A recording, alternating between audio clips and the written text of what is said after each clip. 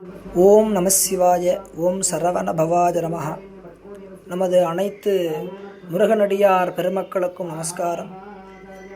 நமது சேலம் மாவட்டம் ஓம்பலூர் வட்டம் பாப்பம்பாடி கிராமம் ஓடக்காடு என்று சொல்லப்படக்கூடிய புண்ணிய பூமியில் எழுந்து அமர்ந்து அருள்பாலிக்கக்கூடிய முருகப்பெருமானுடைய திரு ஆலயத்தில் வருகின்ற 21/5/2026 வைகாசி 7ஆம் நாள் வியாழக்கிழமையன்று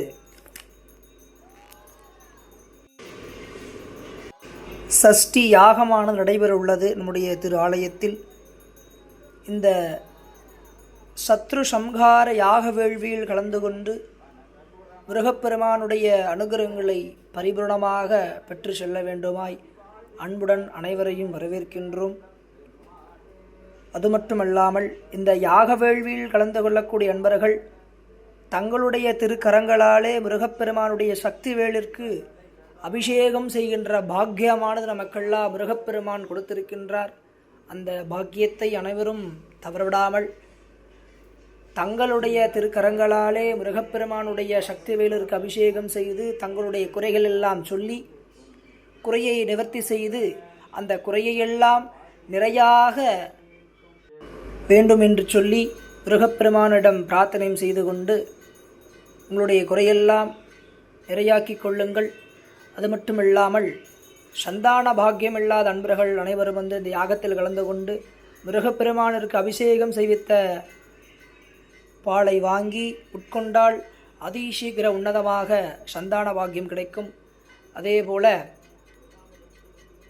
7 விளக்கு சுத்தமான பசுமாட்டு நெய்யினால் தீபமேற்றி வந்தால் அதிசீக்கிர உன்னதமாக மாங்கல்ய பாக்கியமானது கிடைக்கும்.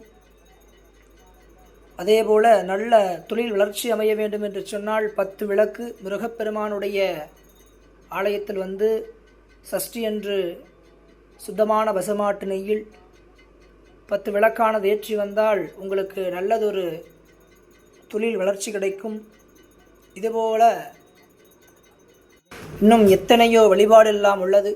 அனைவரும் இந்த யாகத்தில் கலந்து கொண்டு உங்களுக்கு தேவையான அனைத்து செயல்பாடுகளையும் முருகப்பெருமானுடைய செவிக்கிணங்க உங்களுடைய பிரார்த்தனையும் கோரிக்கையும் வைத்து பெற்றுக்கொள்ளுங்கள். அனைவரும் முருகப்பெருமானுடைய அனுக்கிரகம் பெறுக. சிவா திருச்சிற்றம்பலம்.